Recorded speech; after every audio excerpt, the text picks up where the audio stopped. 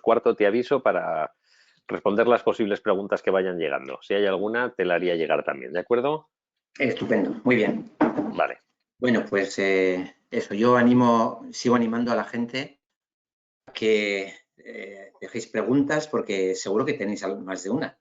No sé, la gente en los seminarios online es un poco tímida, pero no hay que tener no muerde. Bueno, entonces voy a abrir a ver cómo se abría. ¿Por qué no puedo abrir otra vez la presentación, Carlos?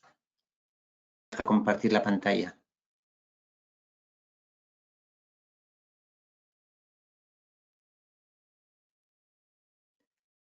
Carlos, ¿me oyes?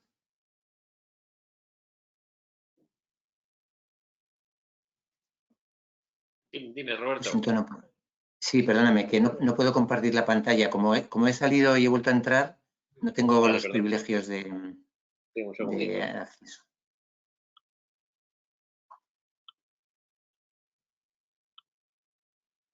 Ahora ya puedes, Roberto. Venga, perfecto. Muestro mi pantalla y ya está. Y ahora me confirmas que se ve, ¿vale?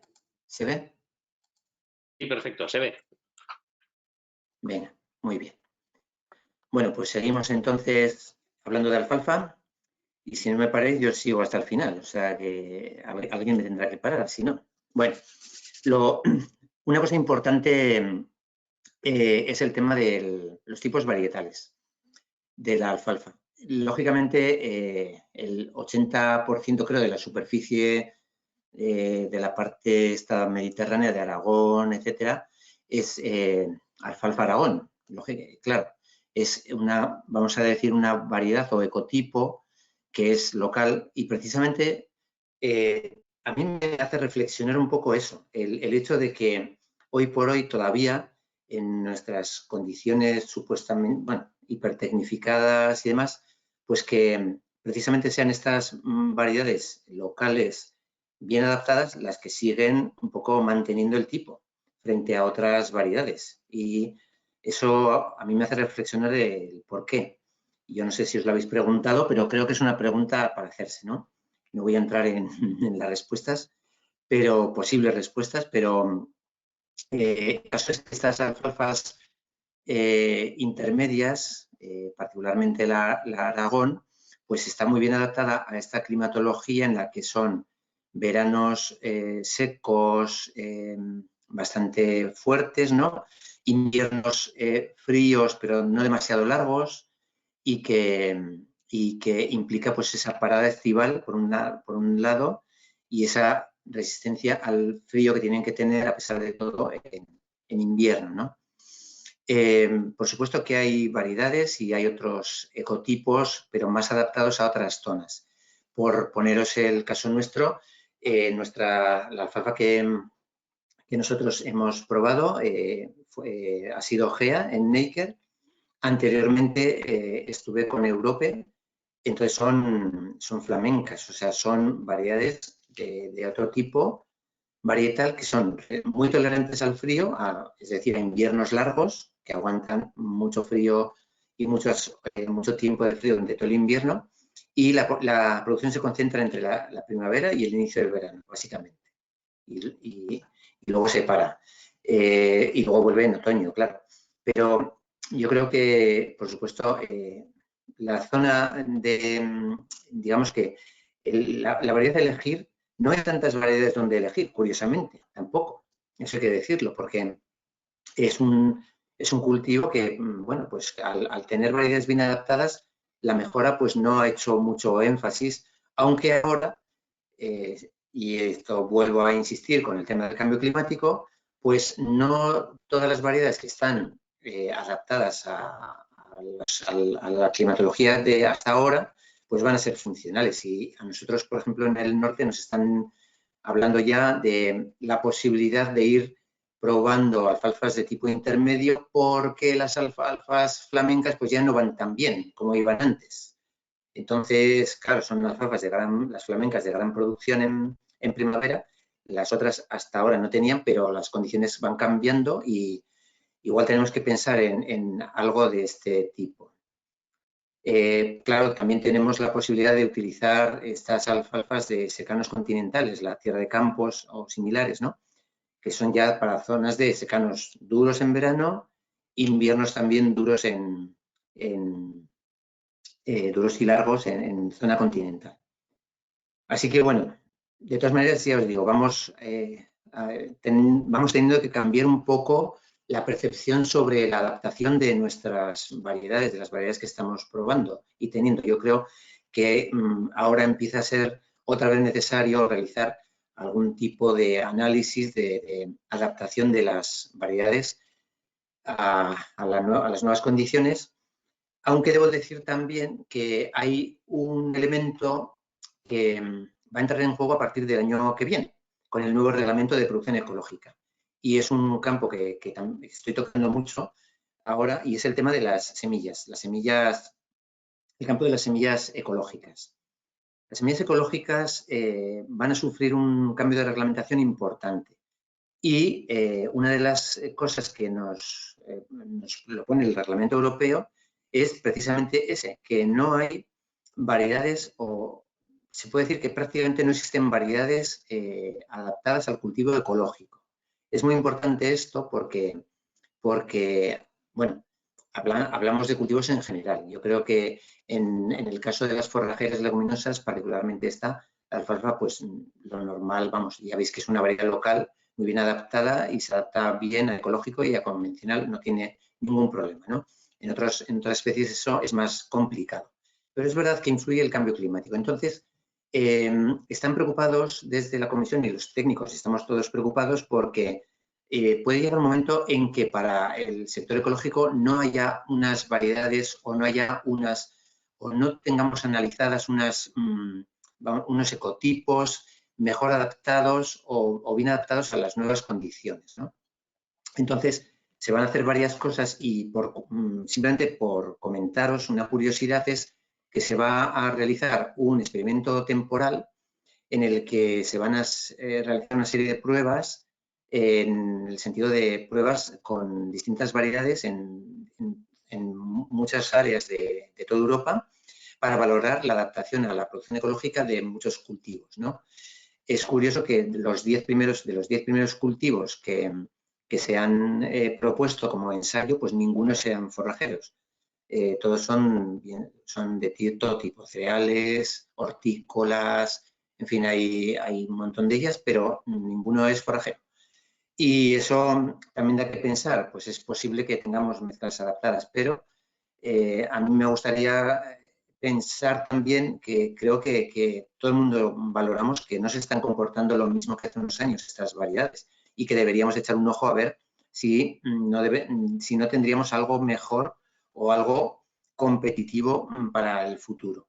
Y como estos análisis y estos ensayos son de largo recorrido, porque como mínimo duran 3 años para valorar la efectividad de las variedades en esta especie, como mínimo, pues claro, eso supone un trabajo duro y que, en fin, que alguien tendría que pensar en abordar. Pero bueno. Y luego está el tema del material orgánico heterogéneo. Posiblemente habréis oído hablar de que una de las cosas que nos van a permitir al sector ecológico desde el próximo año es la posibilidad de autoproducirnos la semilla siempre que sea de variedades, autoproducirnos y comercializar esa semilla, debo decir, porque autoproducir ya podemos, pero no solo autoproducir, sino comercializar semillas siempre que sea de algo que se llama material orgánico heterogéneo. Ese material orgánico heterogéneo es una obtención a partir de 7 años de trabajo, a partir de unos cruzamientos de la especie que se busque, en condiciones ecológicas, etcétera. Hay unas condiciones mínimas que no voy a profundizar en el tema, pero sí que lo que está buscando es la capacidad del agricultor para tener a su disposición en su campo un material, vamos a llamarlo material, un material produciendo semillas bien adaptado a su zona, particularmente a su zona. Entonces, es algo que más adelante ya oiréis hablar, pero bueno, tenerlo ahí un poco encima de la mesa porque da la oportunidad de encontrar materiales, es decir, semillas que podamos encontrar con más adaptación a las distintas zonas. Yo sé que no es lo mismo, en nuestra zona no es lo mismo irte digamos, más cerca de Vizcaya o de Guipúzcoa en cultivo que irte a La Rioja, no tiene nada que ver. Lo mismo os pasa a vosotros, ¿no? Zonas altas, frías, zonas más de valle, fondo de valle, con mucho más calor, zonas de montaña fría, en fin. Quiero pensar que no vale todo para todo. Entonces, este tipo de materiales en ecológico nos van a permitir tener, con esfuerzo evidentemente, algo que esté mejor adaptado que lo que tenemos hasta ahora. Y más teniendo en cuenta lo que os digo, el tema del cambio climático. Una cosa también que observamos con el tema del cambio climático es las precipitaciones más escasas cada vez en los momentos, vamos a decir, de la primavera, final de la primavera, básicamente. Entonces, esto está comprometiendo mucho la productividad de todo tipo de cultivos y en particular los forrajes también, aunque, como he dicho antes, se ven menos afectados. Bueno, aquí entonces he entresacado unas notas un poco para hacer recomendaciones sobre la gestión del cultivo. Ya os digo, no es lo mismo trabajar en nuestras zonas de secanos frescos que allí. Entonces, lo que he ido es, y como he dicho antes, compartiré con Aragón Ecológico los documentos originales para que tengáis toda la información, pero he ido entresacando un poco de información de estos ensayos que ya se hicieron en su fecha. Y, como os he dicho, posiblemente el gran problema que tengamos ahora es que igual, pues digamos que de ahora en adelante habría que volver a analizar, ¿no? Pero bueno, en estos ensayos que se hicieron entre el 2009 y el 2014 allí, pues por ejemplo en este se probó la densidad de siembra, una cosa importante, hacer una buena siembra, ¿vale? Hacer una buena siembra, insisto mucho. Entonces me preguntaréis, bueno, ¿qué dosis de siembra hay que utilizar? Porque hay gente que me dice de usar 20 kilos y hay gente que usa 60 kilos por hectárea. Entonces, claro, dices, qué barbaridad. O sea, claro, al principio está la semilla también, pues hombre, hay mucho en juego también ahí, ¿no? Pero claro, quieres que salga bien. Entonces lo mejor es una de dos, o acudes a alguien que tenga mucha experiencia allí en tu zona y se lo preguntas y te asesora, o vas a un asesor de cooperativa o algo, o si no, tienes que tirar un poco de informaciones digamos que comprobadas que cómo han funcionado, ¿no? Y aquí tenéis una publicación que me pareció muy interesante en el sentido de que se valoraba lo mismo, ¿no? Y entonces lo que hizo el investigador, que es un investigador del CITA, Aragón, pues coger dosis esto es en convencional evidentemente, pero para los efectos, digamos, del trabajo en ecológico es lo mismo, al menos aquí, ¿no? Entonces el investigador cogió la dosis no sé si veis mi ratón, la dosis de siembra entre 7 kilos por hectárea y 28 kilos por hectárea, para valorar un poco primero la nascencia en diferentes ambientes, aquí estamos hablando de distintas zonas de Aragón, y la densidad de planta cuando finalizó el cultivo, al alzado, es decir, 3 años más tarde. Entonces, bueno, ya veis que, curiosamente, hubo diferencias significativas en cuanto al número de plantas al inicio de la siembra, digamos, después, o sea, en el inicio del cultivo, en la emergencia, no me salía la palabra, la emergencia, había diferencias entre las dosis de siembra. Pero luego, cuando llegó al final, al menos en 2 de las localidades no hubo diferencia entre el número de plantas por metro cuadrado, entre las diferentes siembras, desde sembrar 7 kilos hectárea hasta sembrar 28 kilos hectárea. No hubo diferencia al final, hubo diferencia al principio. Entonces, claro, dices, bueno, realmente, entonces, no sé si merece la pena invertir en sembrar mucha dosis, porque no tiene ningún sentido. Aunque siembres 3 veces más, o 4 veces más en este caso, de densidad, no tienes más plantas por hectárea a lo largo del tiempo. Tienes más plantas por hectárea al principio, pero no al final. Y eso prácticamente en todas las localidades, menos en una, que hubo unas diferencias significativas. Digamos que la baja densidad de dosis ya era demasiado. Ahí ya 7 kilos de hectárea es demasiado baja. Y sí que se notó que no había plantas suficientes, ¿no? Pero bueno, y luego dices, ¿y cómo compromete esto a mi producción? Bueno, pues vieron, en este caso, los diferentes cortes para las distintas dosis de siembra en los años, en el 12, 13 y 14. Entonces, ¿qué vieron? Pues lógicamente cogieron eso, 2 cortes en el 2012, 2 cortes en el, perdón, 4 cortes en el 2013 y 4 cortes en el 2014. Y se hizo el análisis para todos los cortes, ¿no? Entonces, fijaos que prácticamente no hubo, hubo unas pequeñas diferencias significativas en el segundo corte, digamos, a favor de las ni siquiera eran de las dosis más escasas, digamos, curiosamente. Pero luego, a partir ya de los cortes más avanzados, no hay diferencias significativas en cuanto a cosecha. Bueno, ¿qué nos quiere decir esto? Pues que en general, ¿sí? Vale, se está colando por ahí sonido, no sé si es de alguien.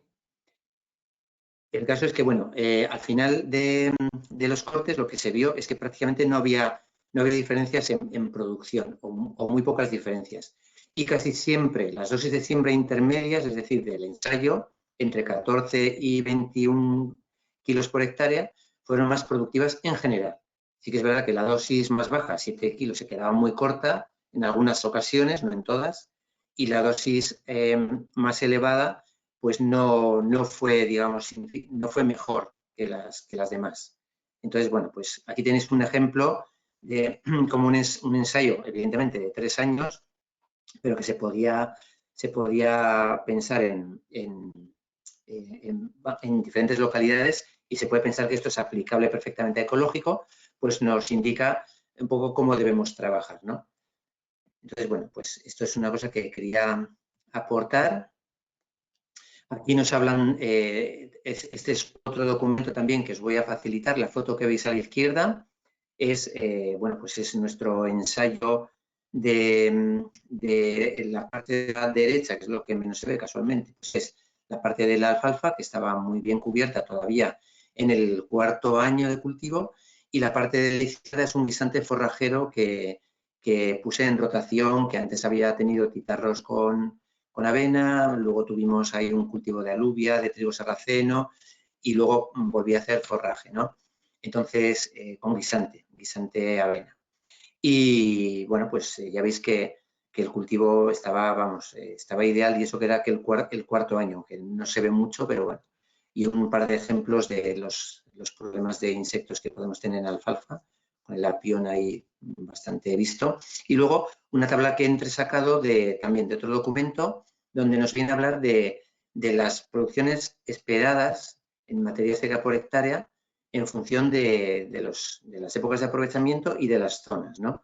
Entonces, ¿por qué he puesto esto? Porque, claro, está un poco... esta tabla nos habla de una producción orientativa en base a una serie de ensayos y de experiencias que ya había hasta el año, aproximadamente hasta el año 2000 algo, 2004 o 2005, no me acuerdo exactamente de qué año era este informe, ¿no? Que ya digo que lo vais a tener. Pero el caso es que ya veis que había diferencias y tal. Pero claro, con el cambio climático, pues, uno tiene que ir pensando a la hora de plantear el cultivo de alfalfa a dónde vamos. Y si igual su zona se está pasando de ser fría y subhúmeda a ser fría y semiárida, o ser cálida y subhúmeda, ¿no? Entonces, bueno, pues debemos un poco pensar en esto porque a la hora a las perspectivas de rendimiento hay que sumarle estos cambios tan enormes que estamos viendo cada año y que nos están influyendo tanto. Bueno, entonces, en la parcela del ensayo que os he comentado, pues está aquí un poco el resultado es uno de los cortes, pero bueno, en general, debo decir que los cortes este no era de los especialmente buenísimos, pero pero sí que quería un poco trasladaros cómo hicimos el análisis. La variedad que utilizamos fue GEA, semilla ecológica, de siembra del 2016. Como os digo, en el 17 solo cogimos, era octubre del 2016 la siembra. Ya la primavera del 17 cogimos forraje, mezcla la sembramos con alfalfa, con avena, alfalfa con avena, y cogimos forraje. Dejamos un corte, no aprovechamos el corte de otoño, lo dejamos sin coger, y al año siguiente ya empezamos en el 18, empezamos a coger ya 3 cortes al año, y en el 19 cogimos también 3 cortes. Entonces, bueno, este es un ejemplo del segundo corte del año 2019, concretamente en San Juan de ese año, y como es lógico, hicimos varios muestreos de la parcela para coger de diferentes zonas, y el valor que vemos aquí son las medias. Entonces, el análisis que yo trabajo con el valor relativo del forraje. No deja de ser una fórmula que se aplica a un cálculo de parámetros de calidad de ese forraje, que para alguna gente pues puede no significar mucho. A mí me parece que es vamos a decir, es un estándar con el que yo puedo comparar las producciones tanto de ahora como de siempre, como de muchos años. ¿Por qué? Porque en el cálculo del valor relativo del forraje, como veis ahí en la fórmula, pues entra en juego, pues lógicamente, la fibra ácido detergente, entra en juego lo diré. Entra en juego también la fibra neutro detergente y la proteína, lógicamente, ¿no? Y entonces, y la materia seca. Entonces, con estas fórmulas, lo que tenemos ahí es un valor objetivo con el que comparar esas producciones. Entonces, fijaos, en este caso de este corte, por poner un caso, una materia seca de un 22%, es muy normal. Una proteína bruta de un 16,5, está bien, razonable, incluso un poquito bajo, pero claro, es el corte segundo, es de junio, entonces para esa fecha pues es una proteína normal.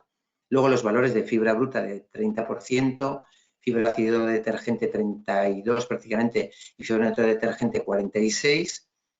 Me olvido de la grasa, que el extracto etéreo tampoco tiene tanto valor, y de la fibra ácido detergente modificada, que es un valor muy similar a la fibra ácido detergente, como veis. Entonces no cambia nada en este caso. Pues con eso conseguimos unos valores, y al final nos dice que el valor relativo del forraje es 130 puntos, ¿no? Y entonces, en las tablas FEDNA, de la Federación de Nutrólogos de Animales, pues nos dice: este forraje es categoría primera. Como veis, en general, el forraje de alfalfa siempre está en una categoría entre excelente, que sería por encima de 150, si mi memoria no me falla, y primera, que viene a ser eso, entre 125 y 150. Es raro ver forrajes de alfalfa. Hombre, si se te moja y pierde la hoja y tal, pues al final, evidentemente, baja mucho el valor. Pero si los coges en condiciones, la verdad es que es una gozada trabajar con este cultivo. Entonces, bueno, tenemos ¿para qué nos sirve esto? Pues para valorar ese forraje cómo está, y luego también para que los nutrólogos de las asociaciones o de las cooperativas o, en fin, de los ganaderos, pues que hagan también el cálculo de la ración aplicable. Estoy pensando, si queremos crecer, como se está proponiendo, en producción animal ecológica, y no solo en carne, que bueno, que eso ya más o menos va creciendo poco a poco, pero donde tiene que crecer mucho más es en producción de leche. Pues la producción de leche es obligatorio el uso de raciones, pues vamos a decir, de alta calidad además digestibles, etcétera, y eso significa pues que este tipo de análisis va a ser obligatorio prácticamente desde ya, porque tenemos que ofrecerle a esas ganaderías el valor exacto de lo que están comprando, evidentemente, si es que tienen que comprar. Y si se lo están produciendo, tienen que saberlo, lógicamente. Porque si no, no puedes hacer un cálculo de raciones sin información. Seguimos con esto. Bueno, perdón. Vale. Me quedo aquí con la alfalfa. Vamos a pasar a otra especie que también es muy interesante en cultivo ecológico, y luego vamos a ver, porque se parecen en cierta medida, vamos a ver también un poco distintos resultados de ensayos en los que se compara la aportación que hace la alfalfa comparado con la aportación que hace la esparceta, tanto en temas de calidad como de otros condicionantes. ¿De acuerdo? No sé si habrá por ahí preguntas, Carlos, que me puedas decir. Si no, sigo un poquito para adelante.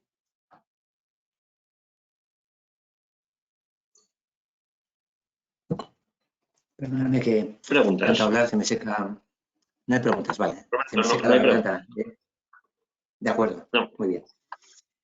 Entonces, bien, vamos a pasar a la esparceta. Esparceta o pipirigallo, un cultivo también que yo creo que muchos de vosotras y vosotros conocéis. Le tengo yo mucho cariño, entre otras cosas, porque es muy, muy agradecido. Es muy agradecido, especialmente en suelos, vamos a decir, calizos, en suelos flojos y en condiciones no muy buenas, como pongo ahí. Es verdad. El cultivo de esparceta, curiosamente, en los años finales de los años 1990 y algo y demás, si veis las gráficas que hay por ahí de cómo evolucionaba la superficie de cultivo de esparceta en España y en el mundo particularmente, pero en España particularmente, era una barbaridad, o sea, casi desaparece del cultivo. ¿Por qué? Pues porque, evidentemente, comparado con el rendimiento de otros forrajes en buenas condiciones, pues este está penalizado. Y eso es un poco lo que le pasa a la esparceta. La esparceta, en condiciones de suelos con fondo, suelos buenos, de alta riqueza, etcétera, pues produce normal. Y en suelos malos produce bien, produce mucho mejor que otros. Así que pensar en la esparceta como una planta que da muchas alegrías, en donde, digamos, no hay posibilidades de sacar una gran producción, como digo, sacar una gran producción de pocas cosas, ¿no? Y en este caso la esparceta es muy generosa. En muchos aspectos es muy parecida a la alfalfa, como pongo ahí, es verdad. Es un cultivo semipermanente. Hay que decir que en el tema de tipos varietales, me voy a adelantar un poquito, luego lo comentaremos más, pero es cierto que que hay muy pocas variedades de alfalfa, de esparceta, ya se me va la alfalfa, muy pocas variedades de esparceta en el catálogo común europeo de semillas. Hay 22, ayer contaba 22. ¿Y esto por qué es? Pues porque muchísimas de las variedades que se están utilizando por los agricultores no son variedades formales, son ecotipos que ha ido guardando la gente en las zonas y que luego se comparten y que funcionan bastante bien. Y debo decirlo porque luego encuentras un galimatías de información sobre si esparceta de un año, esparceta de 2 años, que si hay tipos varietales diferentes. Vale, parece ser que sí, pero a mí incluso como técnico no me queda del todo claro. Creo que sí, pero hay mezclas que están, y hay ensayos que nos dicen que puede ser que haya tipos varietales que sean un poco intermedios, que sean un poco medio de un corte y medio de 2 cortes. O sea que realmente es una especie en la que la mejora genética parece que no le ha afectado demasiado, y por eso quizás es tan rústica y viene un poco de lo silvestre, por llamarlo de alguna manera, y se comporta bien en malas condiciones a pesar del tiempo que se lleva utilizando, porque son muchos siglos de uso, ¿no? Entonces, en general, esta especie, bueno, da una buena cobertura del suelo a lo largo del año y, por tanto, compite bien con las hierbas. No solo compite porque cubre el suelo, sino porque también es muy competitiva la raíz. Entonces, se pelea con las adventicias por los recursos del suelo. Y los recursos del suelo son básicamente agua y nutrientes, pero sobre todo agua. Entonces, aunque sean suelos flojos, que no tengan mucha agua, esta especie es muy competitiva por el agua. Normalmente no se pone en regadío. Ya os digo, no merece la pena poner una esparceta en regadío porque, aunque la riegues, no consigues un incremento exagerado de rendimiento, tiene sus topes, ¿no? Y bueno, como pasa también con la alfalfa, pues aporta nitrógeno al suelo. En este caso, si la alfalfa aportaba hasta 200, 200 y pico kilos por hectárea de nitrógeno para los siguientes años, pues la esparceta no es menor, o sea, es entre 50 y 160 kilos en las publicaciones que he podido analizar, nos deja de nitrógeno, lo cual es, la verdad es que es muy importante cantidad, porque tener en cuenta que es un cultivo de 2 años prácticamente y que nos deja un montón de kilos de nitrógeno, la verdad, para lo que es, digamos, para el desarrollo luego que tiene, que tampoco es un grandísimo desarrollo, es muy competitiva porque cierra bien, si consigues una buena siembra, y también es otro tema importante, realizar una buena siembra de partida, porque si no luego arrastras muchos problemas, pues la verdad es que la cobertura del suelo queda muy bien, queda muy cerrada. Cuando florece, a pesar de florecer, sigue cerrando las líneas, o sea que no tiene problema en competir con la hierba, y además de hecho compite por el agua también. Por supuesto, como la alfalfa, no me voy a extender, es interesante la conversión, por lo mismo que os he dicho de la alfalfa. En este caso, los 2 años de conversión las pasaríamos una finca con esparceta perfectamente, sin ningún problema. El segundo año, además, podríamos aprovecharlo como producto en conversión, y la cosecha del tercer año seguramente ya se podría considerar ecológica según el momento en que se haga. Tiene aprovechamiento múltiple. Esto es muy importante porque es verdad que la alfalfa se puede pastorear, pero como os he dicho, tiene los problemas del meteorismo, ¿no? Entonces, en este caso, la esparceta no solamente es que se aprovecha a diente en muchas ocasiones, sino que al ganado le gusta mucho y que no tiene el problema de meteorizar por el contenido en taninos. Tiene unos taninos que hacen que la digestión sea más difícil en el rumen, y gracias a ese contenido en taninos que no le afecta la palatabilidad, sin embargo, y además hace que la digestibilidad sea buena y no produzca meteorismo. Así que bueno, pues también tiene una buena raíz, ayuda a descompactar. Como la alfalfa es muy competitiva también en zonas, en suelos que estén algo compactados. El rendimiento, bueno, en nuestra zona, secano fresco, pues estaría en torno a 6 toneladas en materia seca en un corte, pero como os digo, no es simplemente una orientación. En las zonas de secanos duros, pues evidentemente es menos. Y normalmente pues no da ningún problema. La ventaja de estas especies es esa, que te preocupas de preparar el suelo, te preocupas de hacer una buena siembra, eso es fundamental, incluso con la falsa siembra, ¿vale? Te preocupas de hacer unas labores bien hechas, dejas la semilla bien, y si nace bien y ves que todo va bien, prácticamente no tienes que preocuparte de ella hasta ver el momento oportuno para segar. Es la verdad, o sea, es una gozada, y esto en el momento de la conversión pues es importante, porque el agricultor, el ganadero y nosotros también como técnicos tenemos mucho trabajo, tenemos muchas cosas cada día que resolver, y esto nos quita muchos dolores de cabeza, muchos problemas.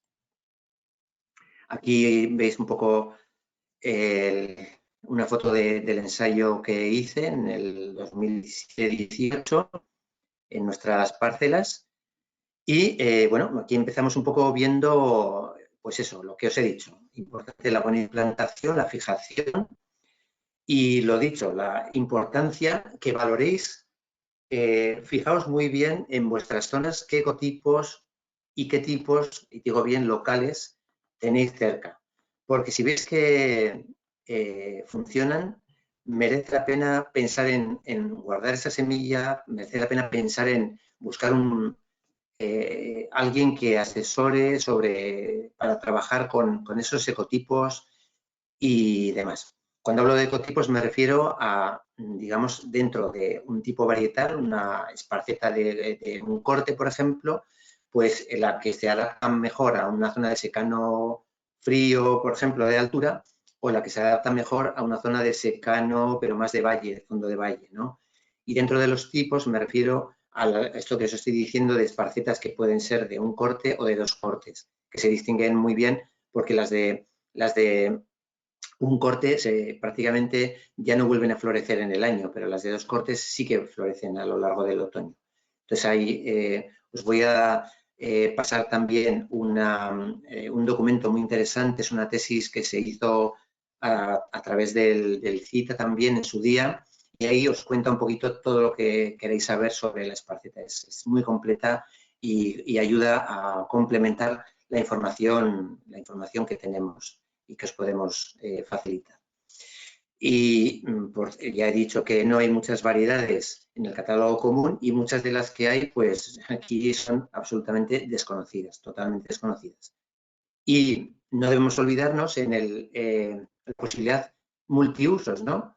Es una especie de gran interés melífero, atrae mucho a las abejas y estoy viendo cómo hay agricultores en nuestra zona que están poniendo esparceta y trigo sarraceno, no solo ya por lo que les puede producir, como en un caso como forraje, en el otro como grano, sino también por el atractivo a las abejas, porque luego producen mucha miel y miel de calidad.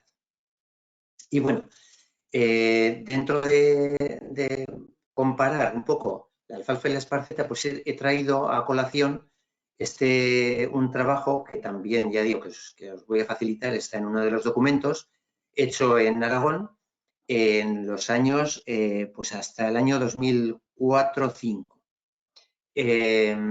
Entonces ya veis un poquito diferentes localidades, tanto de Zaragoza como de Teruel, ¿no? Y cortes anuales de 3 a 4 en alfalfa, 2-3 en esparceta y producciones, ¿no? Entonces ya veis que en efecto la alfalfa, si os fijáis, pues evidentemente es más productiva en las zonas, pero curiosamente en algunas zonas no le va a la zaga, no es un ensayo, digamos, que compare estadísticamente los cultivos y demás, pero si os fijáis, en cuanto a materia seca por hectárea, pues hay alguna zona de Teruel donde son perfectamente competitivas ambas dos, tanto la esparceta como la alfalfa, ¿no? Perdón. Entonces, con esto quiero deciros que así como hay que pensar que la alfalfa y la esparceta se adaptan bien a muchas de las zonas, pero además que puede ser perfectamente competitiva según años y manejo. O sea, que no debemos engañarnos que es una planta productiva.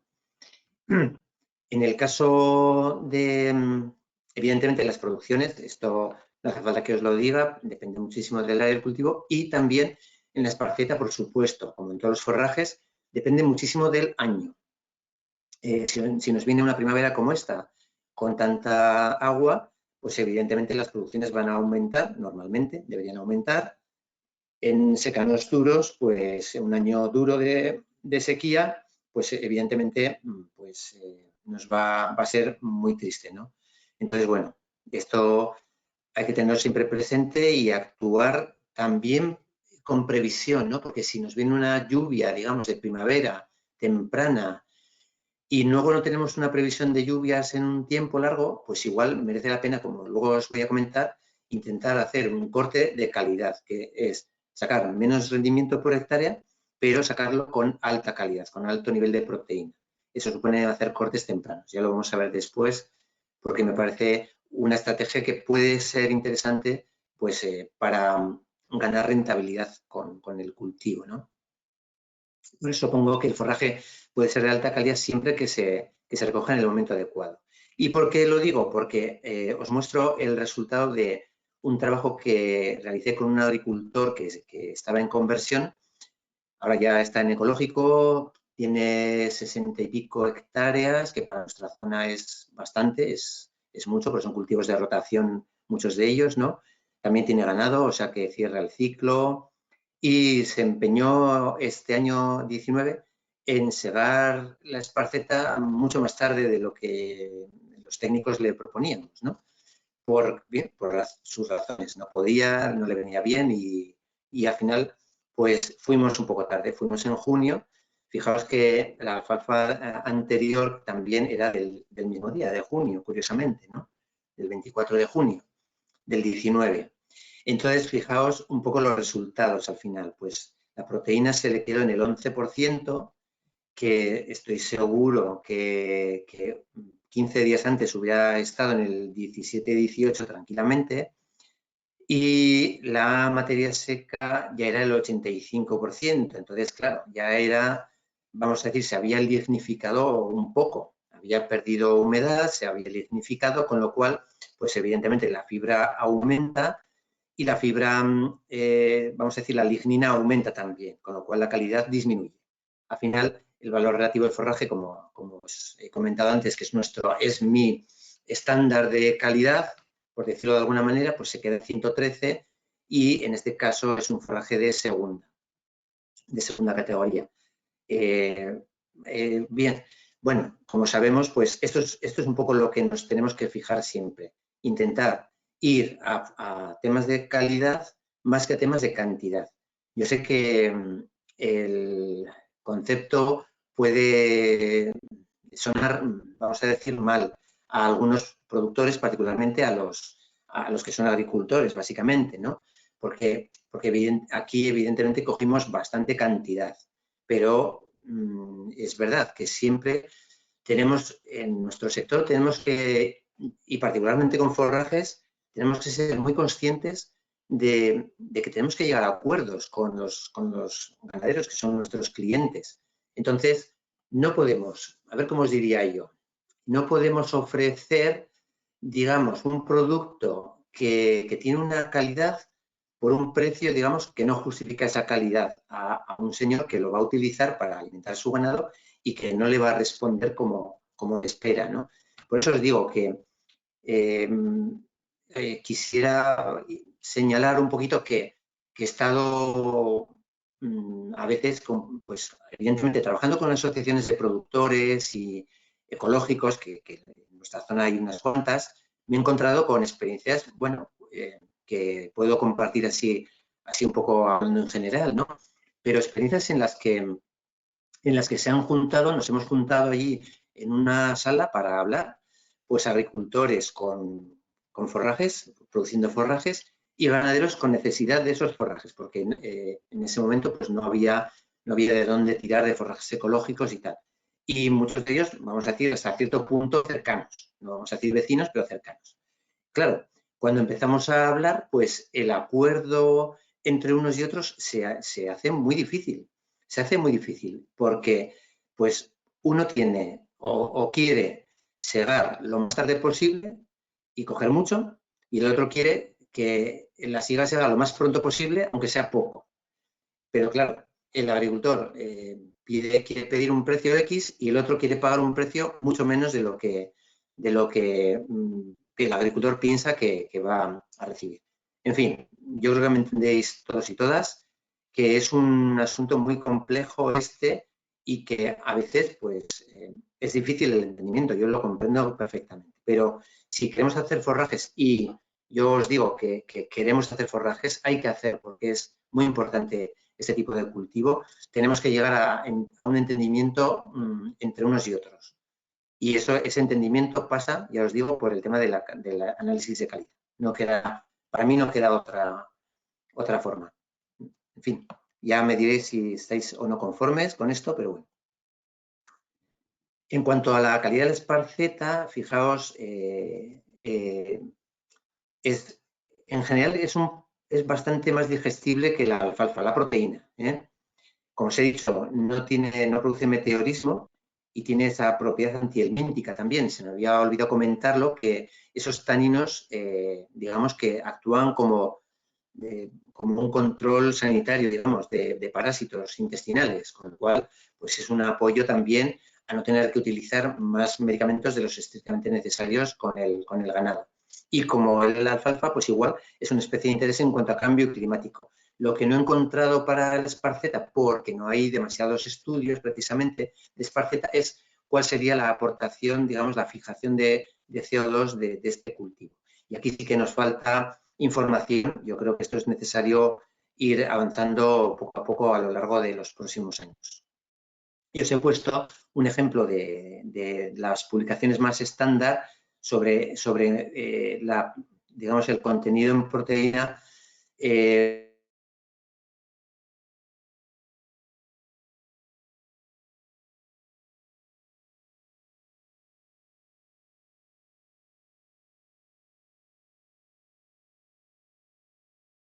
o sea, que ya cuando ya ha ganado y el grano está en leche, ¿no?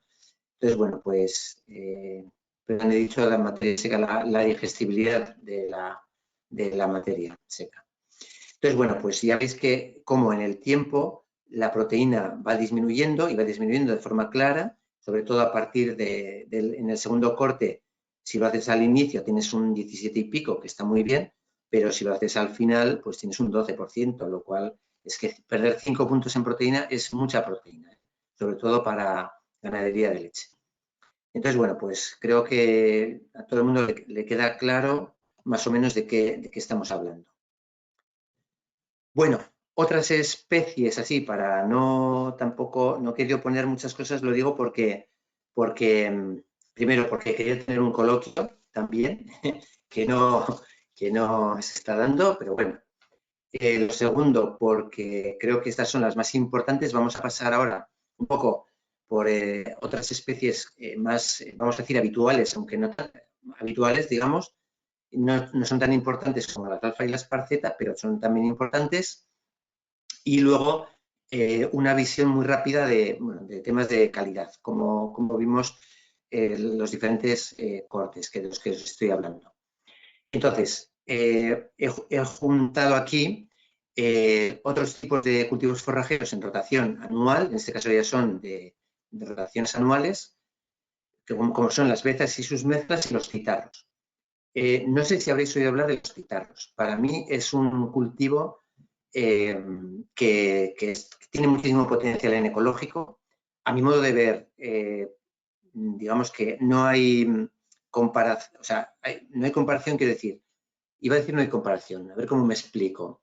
Creo que el titarro es una especie muy olvidada y que está dando muchísimas alegrías, tanto que estoy viendo que se empieza a comercializar semilla por parte de cooperativas porque la gente cada vez tiene más interés. Le pasa un poco como a la lolva, que también la lolva es otra leguminosa que puede ser forrajera, no la he incluido aquí porque hay muy poquito, es muy interesante, pero tiene sus peculiaridades, pero la gente está viendo que es un buen cultivo y que puede aportar. Entonces está volviendo a ver semilla de alba cuando antes, hace un par de años, no se veía, ¿no? Con el titarro pasaba un poco lo mismo.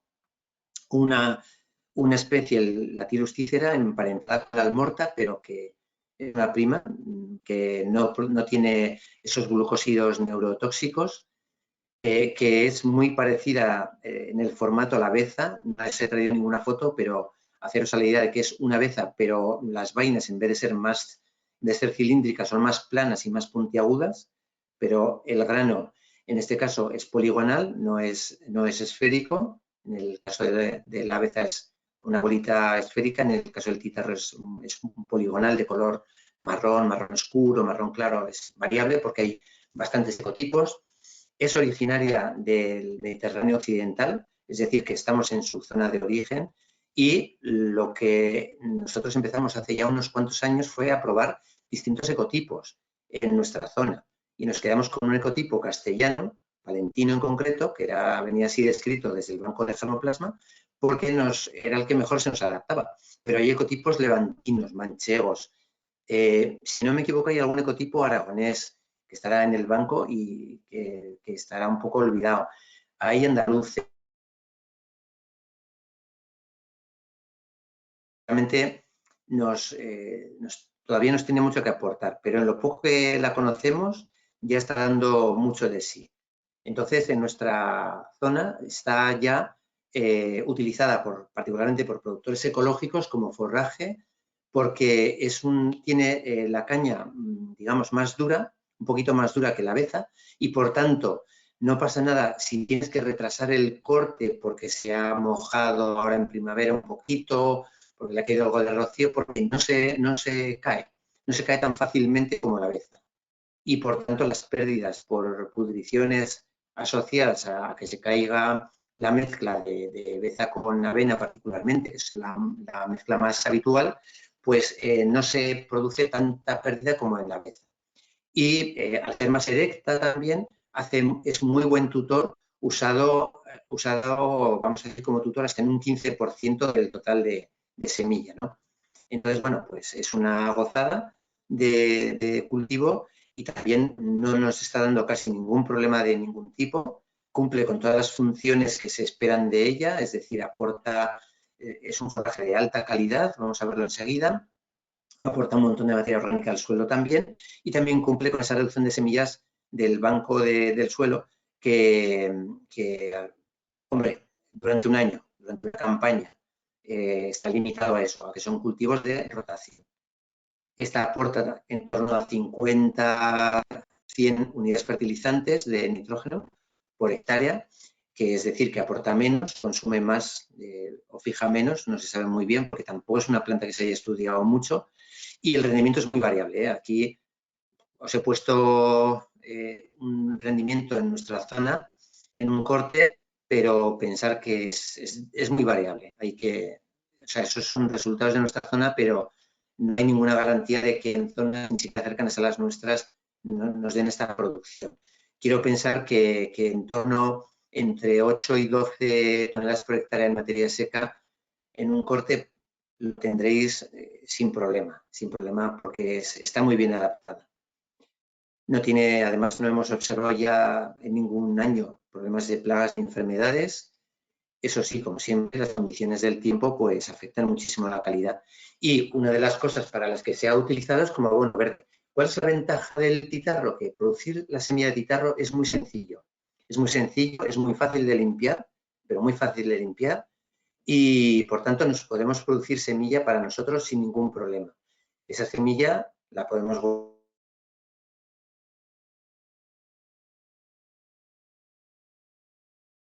en avicultura se están utilizando titarros en grano, como se utilizan a veces hieros y así, porque les gusta mucho, son muy palatables, se encantan y tienen un montón de proteína. Pero el uso habitual del grano es volver a utilizarlo como semilla y en esos casos pues tú puedes disponer de una cantidad suficiente como para incluso plantearte hacer un abono verde que sería sembrar ese cultivo y aprovechar, vamos a decir, un poco el tema de las ayudas para que hay en ciertas zonas para la incorporación de materia orgánica al suelo, es decir, para hacer este tipo de estrategias de abonos verdes, porque en algunos sitios la interpretación de las ayudas de la PAC contempla esa posibilidad, no en todos, no sé cómo será en Aragón, en nuestra zona sí que lo contempla, que incorpores un cultivo forrajero, un cultivo de leguminosa, no lo aproveches como forraje, sino que lo incorpores al suelo, eso está, digamos, ayudado. Entonces, bueno, pues este tipo de funciones las cumple bien de sobra, porque es un montón de biomasas y se incorpora un montón de materia orgánica al suelo, así que mejora mucho la calidad de ese suelo. Y luego, como aprovechamiento, por supuesto, se aprovecha el húmedo, pero también, como la aveza, se hace un silo semihúmedo de muy buena calidad. Bueno, quería ponerlos aquí. Avezas y titarros son muy similares en cuanto al concepto, aunque están distintas especies y como recomendación. Y aquí en cuanto a calidad, por ejemplo, pues os he traído este corte de otro ensayo que hice con este agricultor que os digo, agricultor de ganadero, que era un forraje de titarro con avena negra. Fijaos que lo cortamos a la vez que la esparceta, 24 de junio, ese mismo día. Y entonces sacamos la calidad de esto. Contrariamente a la esparceta que se había lignificado bastante, pues el titarro, la mezcla de titarro-avena negra, tuvo una materia seca de 40%, o sea que muy bien, porque la materia seca estaba en torno a un 20%, que es lo que se espera. Eso sí, la proteína bruta bajaba normalmente no es una mezcla de leguminosas con gramíneas, por tanto, ahí estaba en torno al 8% y se quedó corto, pero luego tenemos mucha fibra dentro del detergente y bastante fibra hacia el detergente. Entonces, al final, el forraje es un valor de 25 que está muy bien, es un valor de primera. En San Juan, en nuestra zona, pues la verdad es que está bien, está muy bien. Pero bueno, es un poco la calidad del guitarro.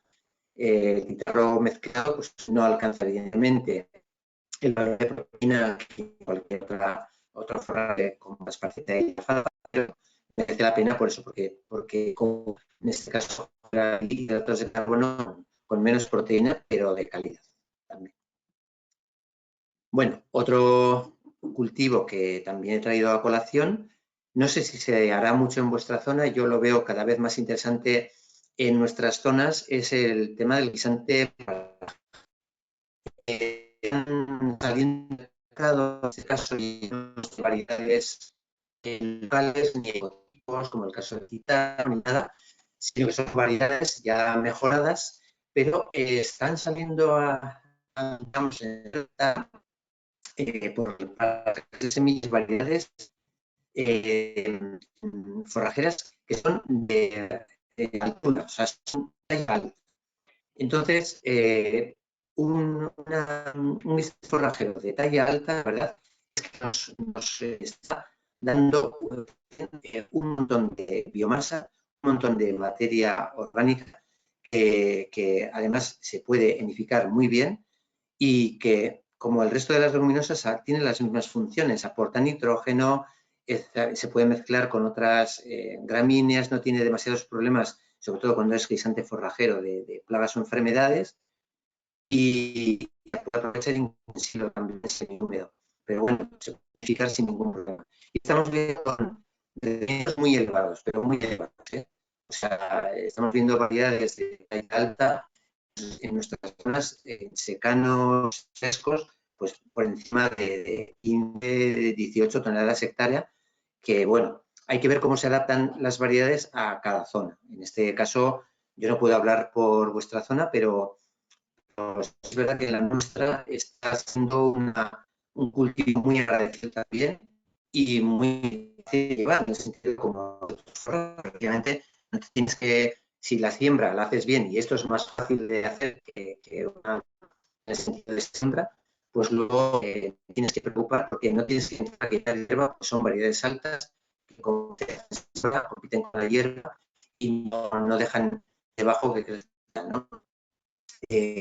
No tienen problemas tampoco de enfermedades, en fin, es un cultivo muy agradecido. Voy más rápido. Aquí tenemos un ejemplo del guisante forrajero. En el caso de también junio del 19, que este forrajero tenía una producción del 14% medida, una era el 14% con una neutro del 28% y una ácido detergente del 25%. Entonces, claro, con estos valores y una materia seca del 25%, o sea, que está muy bien porque está especialmente dignificado, empieza a dignificarse y ahora sí el valor relativo de forraje nos sale en 167, que es una categoría excelente, ¿no? Como veis, pues 3 especies diferentes, 3 resultados diferentes, también en diferentes localidades, pero que nos hablan de que tenemos un recurso entre manos, unos recursos, mejor sería decir, por las distintas especies que manejamos, que son muy interesantes, la verdad, muy, muy interesantes. Bueno, y vamos a seguir, bueno, ya aquí no he de profundizar más.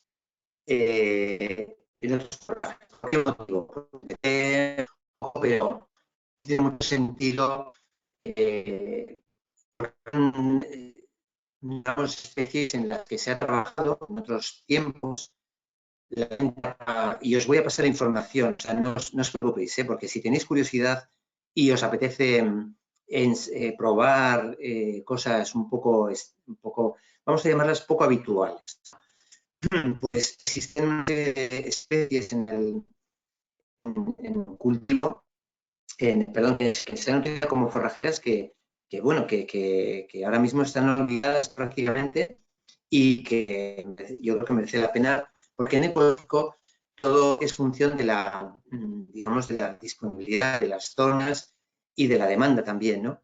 Entonces, bueno, he incluido los árboles, por ejemplo, como unos forrajes interesantes, pero los árboles se adaptan más a las zonas más húmedas, con lo cual ya no me parecía muy adecuado hablar de ello. Estoy viendo, pero es algo que posiblemente, vamos, en la zona nuestra es que no lo he probado porque no se adapta bien. Es el altramuz amarillo, el Lupinus luteus, del oeste, o sea, la parte, porque son suelos ácidos, básicamente, la parte de Extremadura, zonas de Castilla y zonas de Andalucía que son de suelos ácidos. Y yo creo que hay zonas de Aragón que también tienen suelos ácidos. Es una especie que se da muy bien. Y creo deciros que el altramuz es uno de los cultivos que se está preocupando mucho la Comisión Europea de, de conseguir variedades adaptadas para el cultivo ecológico, variedades dulces, evidentemente, pero no solamente por el forraje, que también tiene interés. El forraje de altramuz se ha utilizado durante muchísimos siglos, también por el grano. Con el grano, lo que se quiere es que haya grano para consumo humano y para consumo animal. Solo variedades dulces, porque ahora mismo la mayor parte de las variedades pues tienen amargos, tienen diferentes tipos de sustancias que producen amargos, no son taninas precisamente, son glucósidos y son, en fin, diferentes sustancias, y se está haciendo todo un programa de mejora específicamente para conseguir variedades adaptadas a producción ecológica y que esas variedades de producción ecológica sean dulces, ¿no? Entonces, bueno, pues sin embargo tenemos aquí este Lupinus luteus, que son, las semillas no se pueden aprovechar porque son amargas, solo sirven para sembrar, pero sí que el forraje es de alta calidad. Y luego tendríamos otros, pues los típicos hieros, en fin, típicas especies, y se está poniendo a hacer valor la fuya también, en zonas de secano en los mediterráneos, que no sé si es el caso tampoco de Aragón. Entonces, por eso al final he dejado eso abierto, por si acaso me preguntabais si quisierais que comentara alguna otra especie que os apeteciera comentar. Las especies las tengo más en el tema de alfalfas, parceta, de varios tipos, titarros y luego gramíneas, básicamente, y las mezclas, ¿no? Y guisantes también. Pues esto es un poco la idea, pero si queréis un poco que complemente esto, pues me decís. Y quería comentaros el tema de calidad, ya muy brevemente, porque queda un cuarto de hora y tampoco no quiero que me pase el tiempo, pero quería dejar espacio para preguntas. Pero bueno, Carlos, si no me corta nadie, pues yo sigo aquí un poquito con el tema, ¿eh? En principio sigo.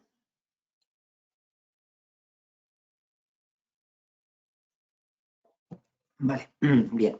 Entonces, bueno, pues os he traído a colación un poquito unos resultados que ya tienen ciertos años. Roberto, te decía que no hay preguntas, entonces puedes seguir adelante. No sé si surgirá alguna de aquí a la una, pero si no, bueno, puedes terminar el temario. Vale. Esta asistencia está resultando un poco tímida. No sé yo si habrá alguien al otro lado incluso. Bueno, Hay sí gente, que al otro pregunta. lado hay gente, sí, sí. Eso te lo garantizo, que hay Bueno, perdona. gente, vemos que hay gente, pero deben de ser discretos, son tímidos.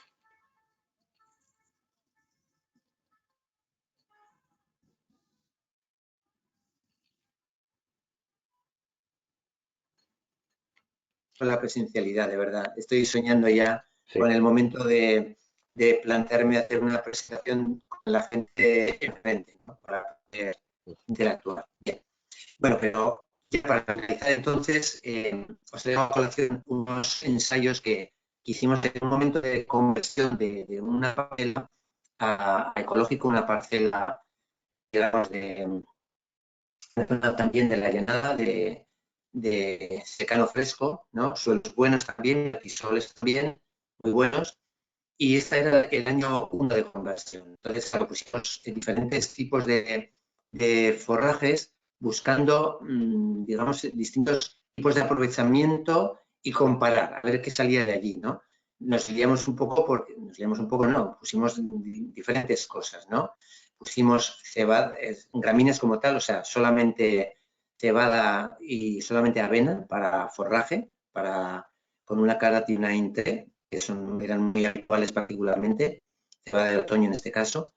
Luego una vez avena, que pusimos en este caso omicella en intre, y un tita de avena, que era el palentino con intre, por comparar. Ya ves que, por cierto, las dosis de siembra vienen reflejadas, no tiene nada que ver sembrar bezavena con 140 kilos de tita de avena con 125. Ya también ahí supone una disminución de costes, sobre todo cuando te haces tú el grano, particularmente.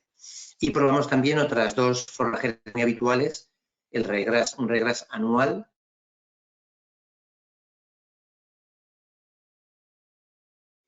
Habíamos hecho una siembra el año anterior de alfalfa y, por tanto, ver la alfalfa una Europe, como os he comentado antes, una flamenca, para ver un poco el resultado. Bueno, entonces, aquí hicimos una serie de cortes, digamos, cortes que empezaban muy pronto, empezaban prácticamente en marzo, sí, final de marzo, luego hacíamos 2 cortes en abril, 2 cortes en mayo y un corte en junio. No, digamos, no sobre la misma superficie, quiere decir, esto era, la parcela iba evolucionando, entonces cogíamos muestras de 20 o de 30 metros cuadrados digamos, de una zona, de unas zonas, ¿no? En un momento dado, en corte 1, fecha final de marzo, por ejemplo. Luego, corte 2, ya cogemos de otra zona de la misma bezavena. Corte 3, otra zona de la misma bezavena, así sucesivamente. Y vamos estimando el rendimiento en materia seca del forraje. Entonces ya veis cómo, bueno, en los cortes, por ejemplo, queremos valorar hasta qué punto, digamos, el incremento de rendimiento se da en la producción forrajera y cuándo empieza a declinar. Bueno, pues los cortes hasta mayo, digamos, tú tienes un incremento de producción, pues prácticamente de cada 2 semanas tienes ahí, pues, no sé, casi 1.000 kilos, ¿no? En algún momento dado, incluso más de 1.000 kilos. ¿Sí? Roberto, Sí. disculpa, que como quedan ahora Adelante. 8 minutos, entra alguna pregunta. Si te parece, la vamos dando Vale. para ver si se anima alguien más y si no, bueno, para poder terminar. Mira, nos pregunta Roberto que qué opciones tienen para el abonado de praderas permanentes además del estiércol. Vale. Con el abono de praderas permanentes, si estás pensando un poco en nitrógeno, los estiércoles y los purines, siempre que sean aceptados en ecológico,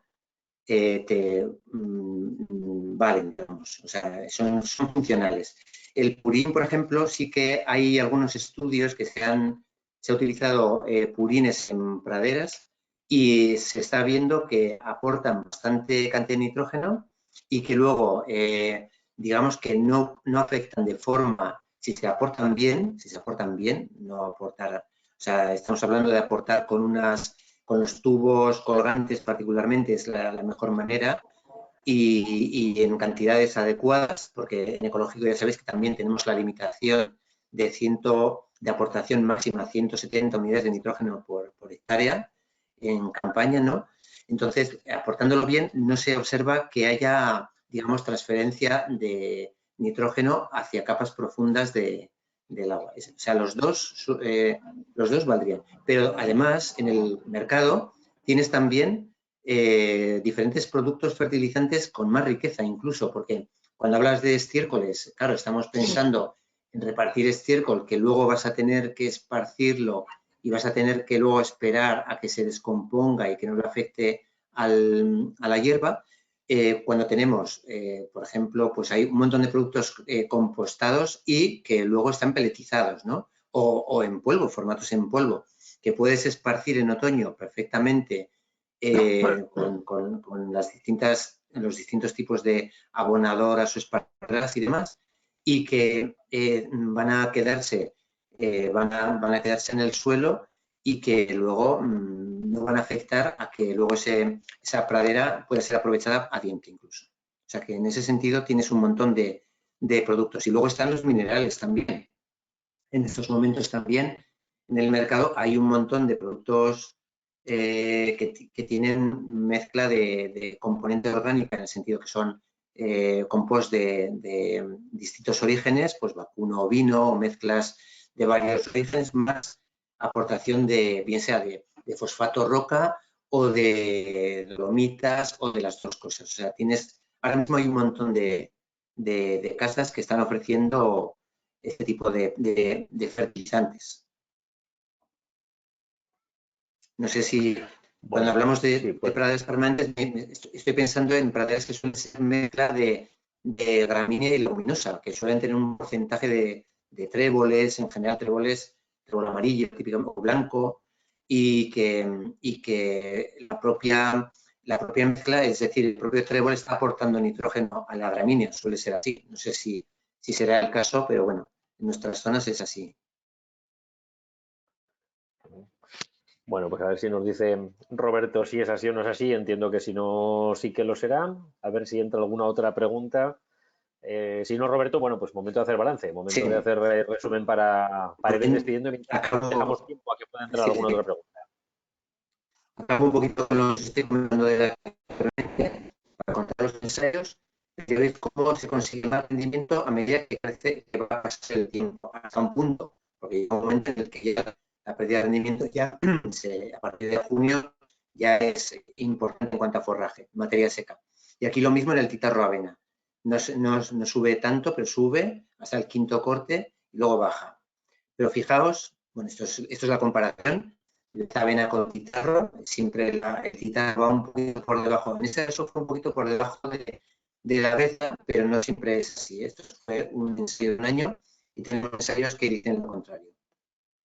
Pero fijaos aquí con el resto de cultivos, con el ryegrass y demás, pues ya veis que el ryegrass, particularmente el bianual, no aporta gran cosa al rendimiento, mientras que las leguminosas, la verdad, perdón, las forrajeras, las gramíneas se mantienen altas.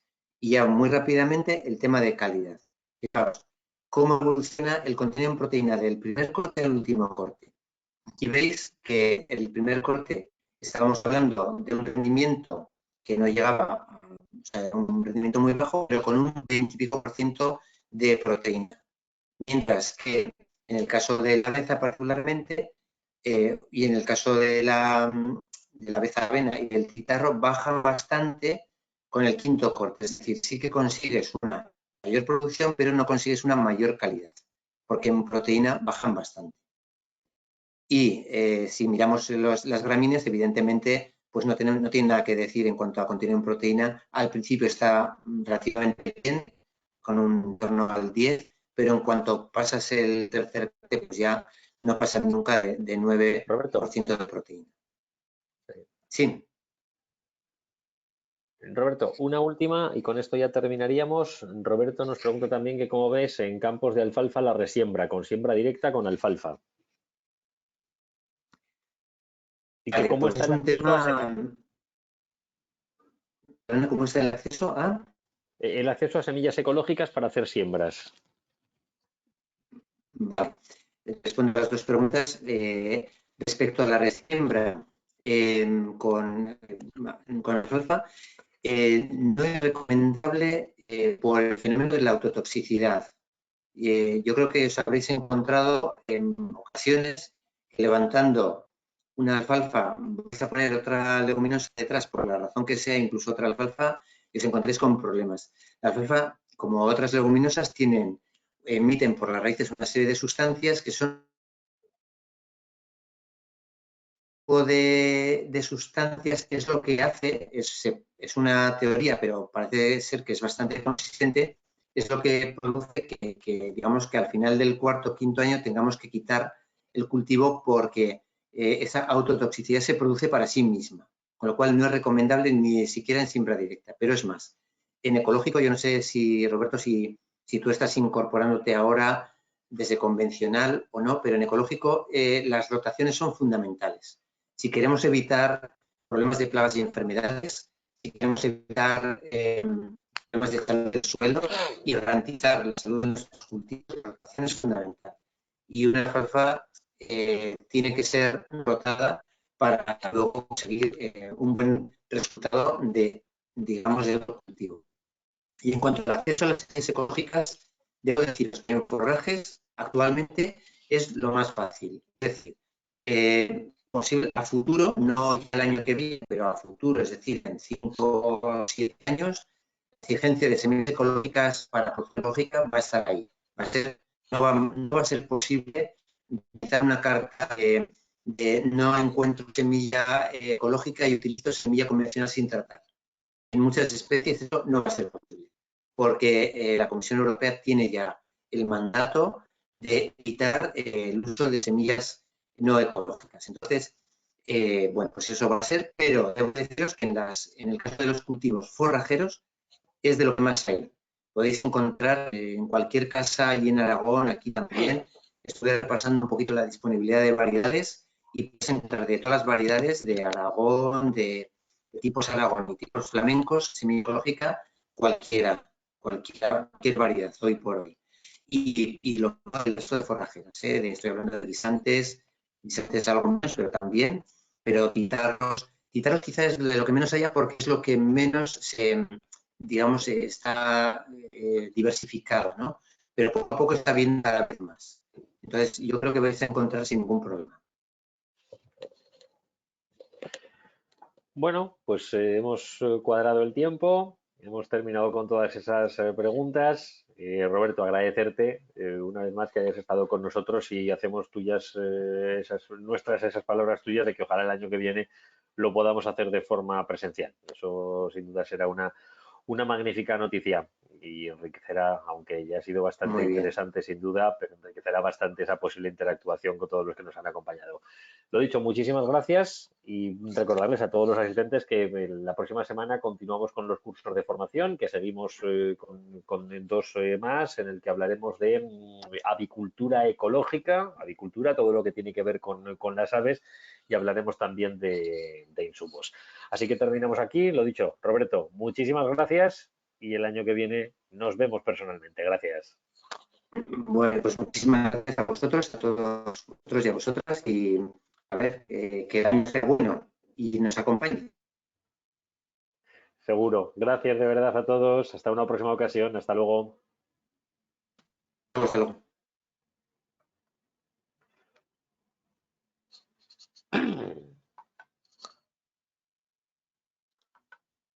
Bueno.